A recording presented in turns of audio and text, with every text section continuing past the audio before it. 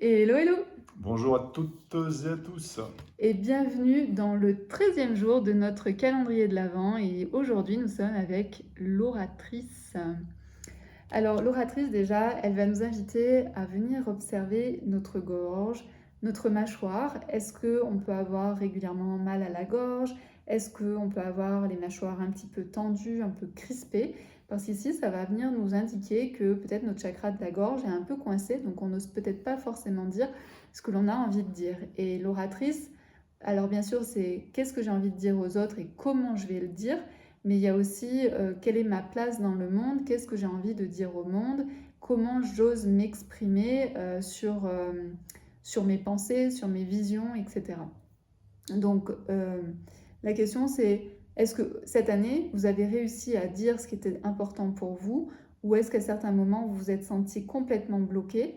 Comment vous vous sentez par rapport à ça? Si vous avez réussi à débloquer certaines choses, si vous avez réussi à vous exprimer sur certaines choses qui étaient impossibles avant, comment vous vous sentez maintenant? Quelles sont les émotions qui sont liées à ça?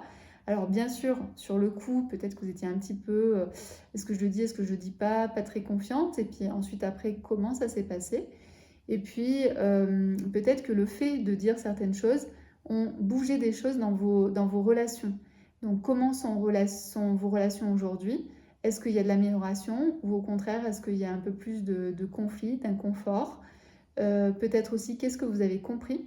Peut-être de toujours vous taire, ça vous rendait peut-être pas service, et en même temps, de toujours vous taire, ça vous apportait une sorte de je suis caché un petit peu, et donc je ne prenais pas trop de risques. Le fait de dire les choses, de revendiquer peut-être des choses, vous ont apporté peut-être des retours auxquels vous vous attendiez pas, vous avez peut-être compris des choses sur certaines personnes. Voilà, donc en général, quand on commence à ouvrir notre bouche, eh bien, il se passe des choses. Et pour moi, à mon avis, ça peut être des choses qui sont très déstabilisantes, comme des choses qui peuvent être vraiment grandioses. Euh, voilà, donc après, c'est aussi comment on gère ça. La question aussi, bien sûr, pour 2025, est-ce qu'en 2025, il y a des choses que vous aimeriez dire, que vous n'osez pas encore dire? Est-ce que tu as des choses à nous dire? Bah, que la plupart du temps, c'est vrai que les gens préfèrent ne pas dire plutôt que de se retrouver Ouais. en conflit ou de contredire ou de machin. Mm. Les gens ils préfèrent ne rien dire et Dans c'est généralement l'inconfort. ouais, toujours Ouais. les mêmes personnes qui la ramènent Ouais. pour de bonnes ou de mauvaises raisons, hein, Oui. peu importe. Oui. Mais et c'est vrai que quelqu'un qui n'a pas trop l'habitude de l'ouvrir, Mm. le jour où il l'ouvre, Mm. généralement on l'écoute parce qu'on Ouais. se dit oula. Ouais. Lui, c'est pas son style de se manifester. Lui ou elle, hein, bien sûr. Mm. C'est pas son style de se manifester. Mm. Donc là, qu'est-ce qui se passe? Il faut écouter attentivement. Ouais. Mm. En fait, ça montre qu'il y a. Mm. Et après, effectivement, si vous êtes timide, ça peut être ce genre de choses, mais ça peut être aussi des rêves que vous avez depuis toujours et que vous n'avez jamais osé exprimer, et comment vous vous sentez en exprimant ce qui est vraiment à l'intérieur de vous, quoi, ce que vous Ouais. avez vraiment envie de faire, et d'accepter aussi les critiques. Nous, je sais que quand on a décidé de partir vivre en Andorre, forcément, on a reçu des critiques. On savait qu'on allait recevoir des critiques, plus ou moins violentes, avec plus ou moins de jugement. Donc il faut être aussi accroché quand on décide de faire des choses, quand on décide de dire des choses. Il faut être aussi ancré en fait dans qui on est vraiment, et de savoir que là où on va, c'est ce qui nous correspond à nous. Ensuite, si les gens ne sont pas d'accord, c'est ok.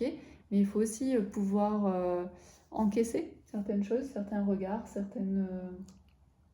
Ouais, bah, les gens, ils ont leur mot à dire quand ils paieront nos factures.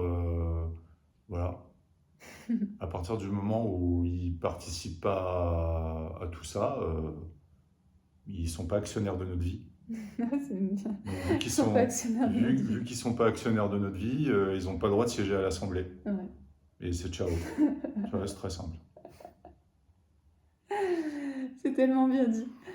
Bon, ben Voilà. voilà. Donc, voyez qui est actionnaire de votre vie. Ouais. Normalement, il y a seulement vous.